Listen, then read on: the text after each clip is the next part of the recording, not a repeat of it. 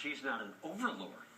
How much do the overlords in your state spend on themselves? A website called openthebooks.com lets you put in your zip code and track what your representatives do. It's run by Andrzejewski. He tries to keep track of the more secretive ways that the overlords spend our money. That's a good thing you do that, and I should disclose that no longer does the Senate barbershop give manicures, so things got a little better, and they don't lose as much money as they used to. But you find that many of these guys continue to act like overlords. Well, certainly. I think the political class in America has learned how to game the system for personal profit. So how do they do it, John? Well, a couple of different ways. They pad their payrolls, and they set up employment farms within government at taxpayer expense. They also pass... Employment farm? Like on the Phoenix VA. Veterans couldn't get in to see a doctor because there was only 226 of them. But at Phoenix, where the scandal broke this spring and this summer, there was 3,170 employees. These are employment farms we've come to determine in government, and not, for instance, on the VA in Phoenix, a medical system. Another way that they do this is through passing bloated patronage contracts to their friends. Examples of egregious spending. The Eisenhower Memorial. I think it's been 15 years. There's 9 staff employees, $65 million. They've been back in Congress asking for another $70 million of appropriation. We don't even have approved plans yet. There's no foundation built. But very few people are screaming about this. The idea that $65 million for nothing over 11 years, well, it's just we're following the rules.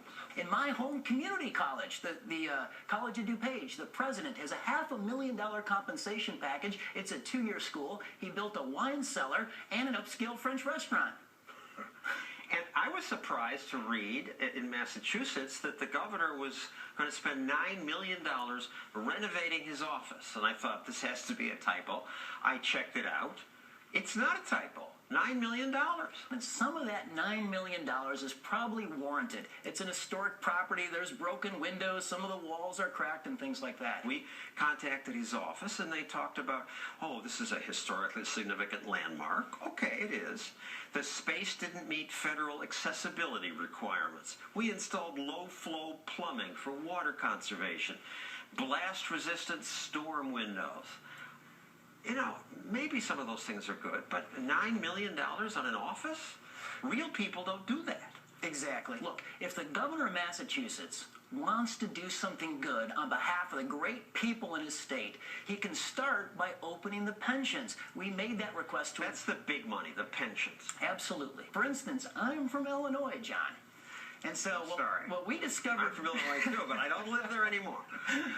And a lot of people are moving out. And one of the reasons is, recently we discovered that a union lobbyist, a pair of them, had substitute taught for 1 day in the public schools, and then they stood in line to receive $1 million worth of state teacher pension.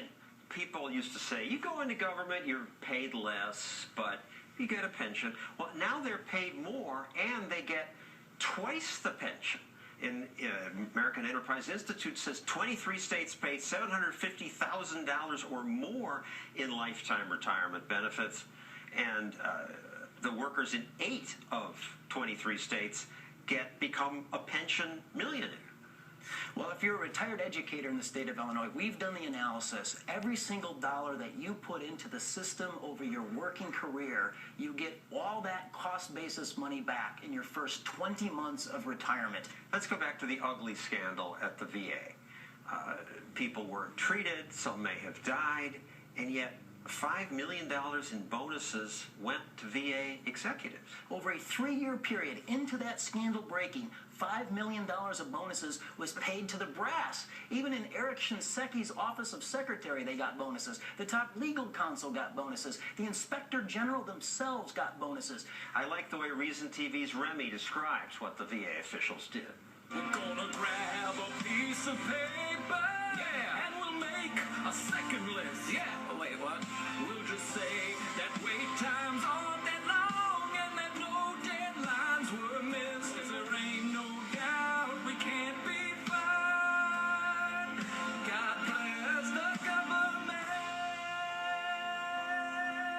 They can be fired, but it's almost impossible. Well, and this is why we need citizen engagement, because when we showcase the bonuses in Phoenix, the director of that facility, Sharon Hellman, she had received in 2013 the largest bonus out of the 3,000 employees. She got fired? Her bonus was rescinded. Finally, after months of She get fired? I think she's still there, but her bonus was rescinded. Nobody gets fired. Thank you, Adam. To join this argument, you can tweet using that hashtag Overlords or post on my Facebook page. I'd like to know what you think about this. Coming up, This is why people think libertarians are... Ann Coulter will explain